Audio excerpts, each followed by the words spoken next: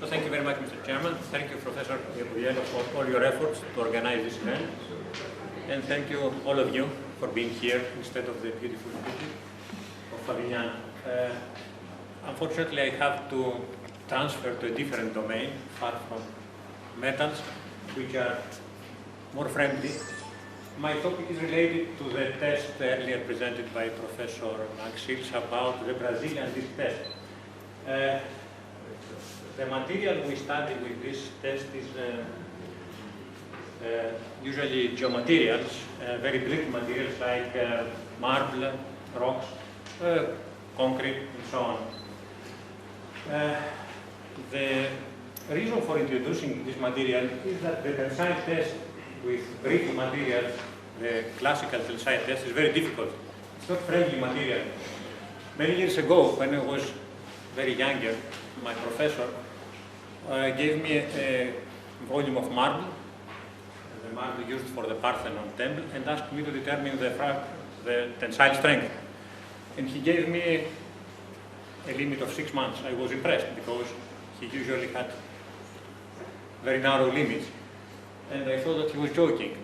So after too many years, my professor passed away, and I was not able to determine finally what is the tensile strength of this marble. It's not very friendly material. Unfortunately, it's anisotropic, homogeneous, and very, very brittle. This is the main problem. So Caneiro and Akazawa, rather independently, proposed this substitute test. I think the history is known. And a few years later, around 1959, I think, Honsus presented a theoretical solution, considering that the distribution of the load is uniform. So, immediately after the test was introduced, there was too many papers criticizing its validity, because usually there is a local fracture around the area where the load is applied. We interpose soft inserts to reduce this phenomenon, which increases friction, which is an opposite unfriendly result. In spite of this criticism, however, the test is very, very simple, and that is why ISRM around 1978 and ASTM has standardized the test. You can see the standardized fixture proposed by ISRM. The second application of this test, the first one is to determine the fracture, the tensile strength, is to determine the fracture toughness, assuming that this configuration is equivalent to this, because KIC is the resistance of the material to the propagation of a crack under tensile loading. We use the CCMPD specimen or the CSTPD, the terminology is familiar to people working, various techniques to cut the crack. Even also this test is standardized by SRM around 1995, and it is very widely used worldwide to determine fracture toughness of brittle materials. Although the test is standardized, however, this is the formula to determine KIC according to the standard, there are still some open issues related mainly to the stress field and to the exact expressions for the stress intensity factors, which could take into account both the influence of the friction stresses developed along the platen specimen interface, and also the exact shape and length of the crack, because cracks are usually machined by rotating discs. So their length cannot be very short, so that interference with the boundaries could be avoided, and also are not mathematical cracks.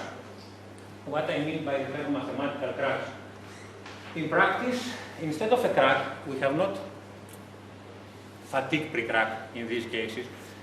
We have rather a slit which is more or less rectangular with 4 distinct corners of finite curvature, which results to removing an amount of material. On the contrary, in theoretical analysis, it is familiar to all of us that when we consider a crack, the distance between the lips is 0, and this leads in linear elasticity to the infinite stress field very close to the tip. which leads to the need to introduce the stress density factor to describe the stress field amplification. So, as a first step, we tried to solve the impact disk problem, which was solved in fact by Timoshenko many years ago using real analysis. We redefined his solution by considering the problem as a contact problem between the disk and the platen. There are some expressions here concerning the contact length, which is not constant. As the load increases, the contact length increases also, because both the loading platen, the jaw, and the specimen are elastic materials. This is a distribution of load, of the stresses along the interface, which is not constant, as it was supposed by Kondros. The material constant is the load. Now, having the solution for the impact disk, the next step was to determine the stress field in the actual state, which is a finite disk. This is the main problem, with a finite crack, with a finite distance between the lips and finite curvature. It was, I think, a very challenging problem.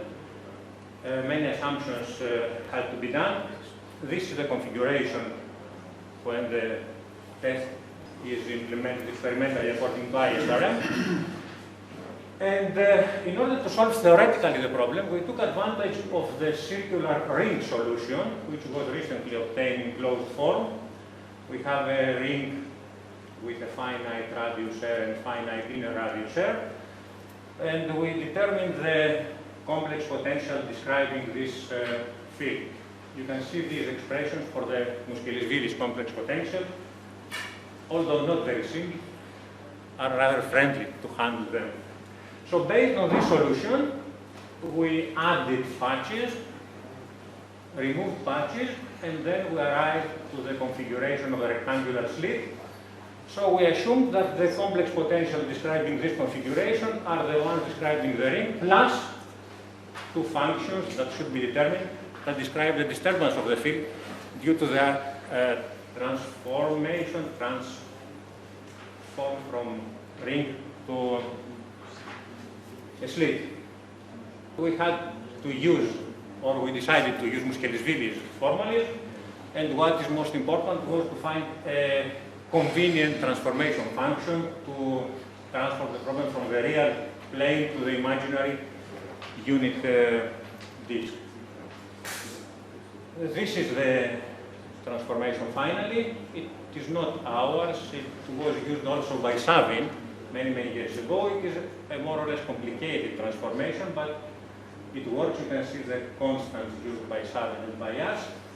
And unfortunately, you can see here, after too many efforts, the complex potential.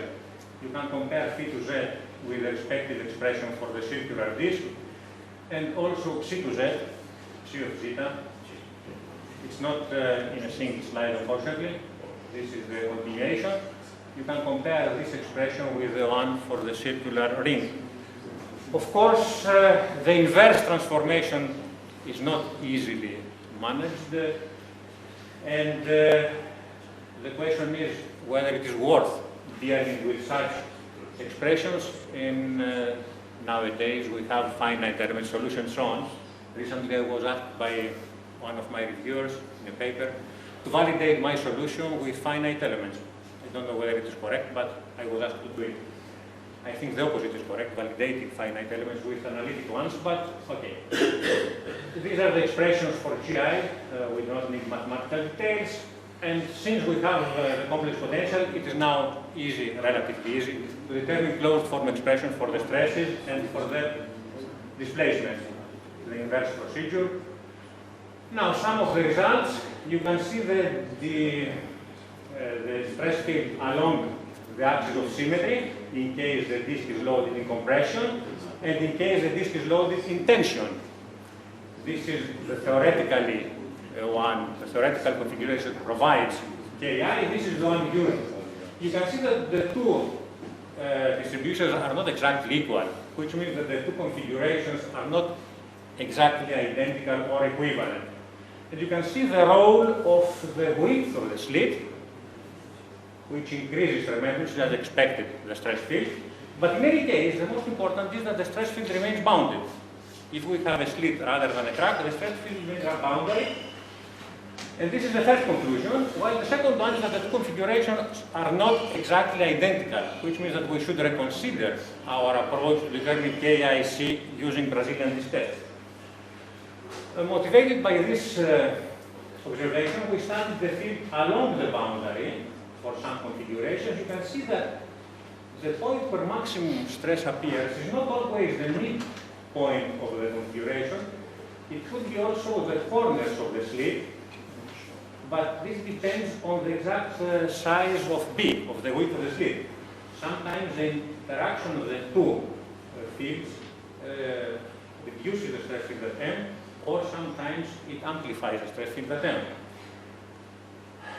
So, you can see here the stress concentration. We cannot talk about stress intensity factor now.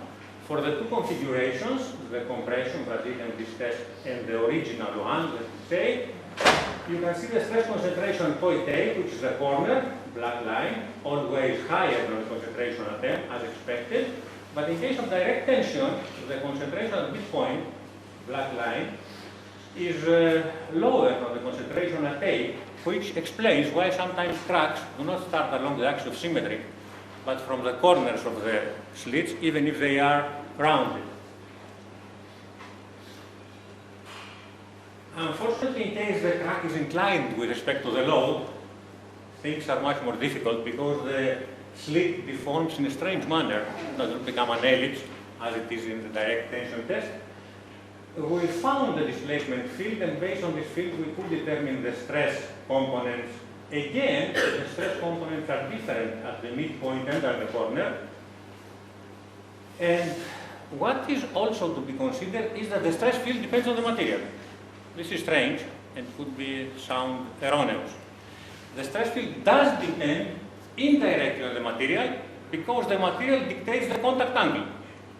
The lower the stiffness, the higher the contact angle. The most uniform distribution, and as a result, the stress field at the tip of the crack appears to depend also on the ratio of the stiffness of the material and the job, which sounds natural, but saying directly the stress depends on the material could be erroneous. Then again, using Muschelishvili's formulas and knowing phi and psi, we could determine the displacement field. You can see here some deformed cracks. Some peculiar events appear here, described many years ago by Theoharis, the overlapping of the crack tips, which is a non-natural phenomenon. It's just because contact stresses appear if the crack is under compression. All these phenomena can be discussed. You can see here the deformed configuration of the slit and the rotation, the slip of the tip and the two tips with respect to each other. Now, validating of the solution, we started with DIC. We failed because the stress field, the displacement field is very weak. Then I followed Theoharis, my professor, and tried to solve the problem using caustics. Unfortunately, exact expressions for the caustics does not exist for a slit. We have only solutions for mathematical cracks. We are not yet at the position to define closed form expression for the caustics, so I had to use finite elements, although I do not like it. We prepared with Hansis a model following the procedure, the standard procedure. We validated the model against Atkinson's solution for a short crack, which is pioneering work in the field of fracture toughness with the Brazilian test. We were in good accordance with his predictions. And then the validated model was used to check our results for the simplest configurations loading the Brazilian test. You can see that, although not perfect, the agreement is more or less satisfactory, taking into account our assumptions, which are not very too many. So, I think that we could stop here and conclude that although the Brazilian test is very widely used and generally accepted, we should think again about its results. There are two problems. The exact shape of the crack, which is a slit, plays a huge role. The distribution of stresses along the contact arc plays a huge role. And finally, there are some strange effects. The crack rotates during loading unless it is aligned vertically or horizontally. This rotation, which was recently quantified, induces also shear stresses, additional shear stresses along the interface. We have gradient pressure, we have friction due to the relative displacement, and also we have Coulomb friction due to this rotation tendency. Ignoring this effect, the influence on the intact disk is very small. In case of long tracks, which interfere with the boundaries, the results cannot be ignored. And so, although this is not our work, it is a work of ISTM or of ISR groups, we believe that the configuration of the Brazilian, of the cracked Brazilian test should be reconsidered in the direction of taking into account all these factors that influence the results. But in any case, I do not like for you to think that this is a criticism. No, it's not a criticism. We just want to understand deeper the Brazilian disk test, since it's so widely used and its results are used in practice, and perhaps we should increase at least the safety factors as a first step. Thank you very much.